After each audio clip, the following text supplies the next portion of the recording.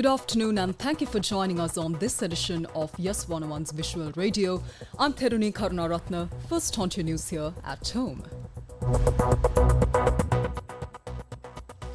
Former parliamentarian Ranjith Aluvihare and former provincial minister Champika Wijeratne have resigned from their positions as Wijeratne electoral organisers. Speaking to Newsfirst, Ranjith Aluvihare confirmed that he has stepped down from the SJB electoral organiser position and also relinquished his role as the party's deputy national organiser.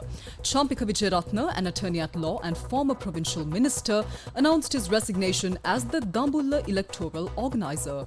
He cited his dissatisfaction with the party's leadership's unilateral approach to political decision-making in the Dambulla electorate.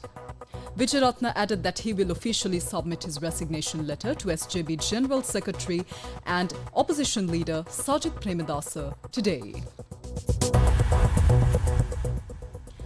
Meanwhile, 3,147 new nursing officers were officially recruited into the nursing service today at a ceremony held at the Temple Trees under the patronage of President Anurukumara Dissanayake. The Ministry of Health announced that this is the largest recruitment of nursing officers in the country's history. Now, in addition, 83 special grade nursing officers also received promotions during this event. Onto the weather forecast for today. The Met Department says that showers will occur at times in the western, Sabaragamuwa, northwestern and central provinces and in the Gaul and Mathura districts. Showers or thunder showers will occur at several places in the Uva province and in the Ampara and Batticaloa districts during the evening or night. A few showers may occur elsewhere over the island. Fairly heavy falls above 70 millimeters are likely at some places in the western, Sabaragamuwa and northwestern provinces and in the Gaul, Mathura, Nuwara Eliya and Kandy districts.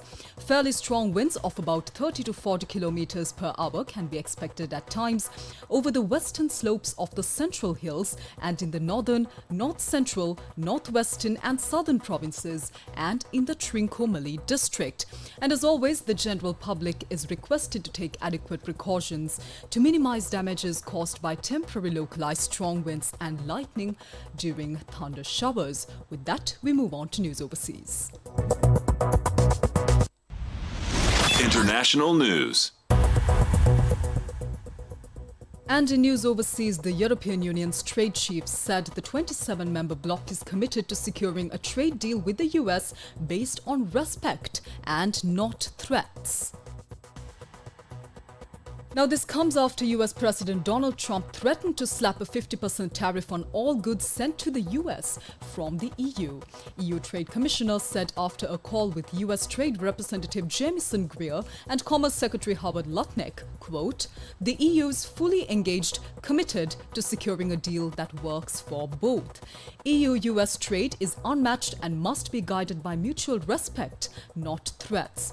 We stand ready to defend our interests," unquote. Now, coming up next is sports news. Sports news.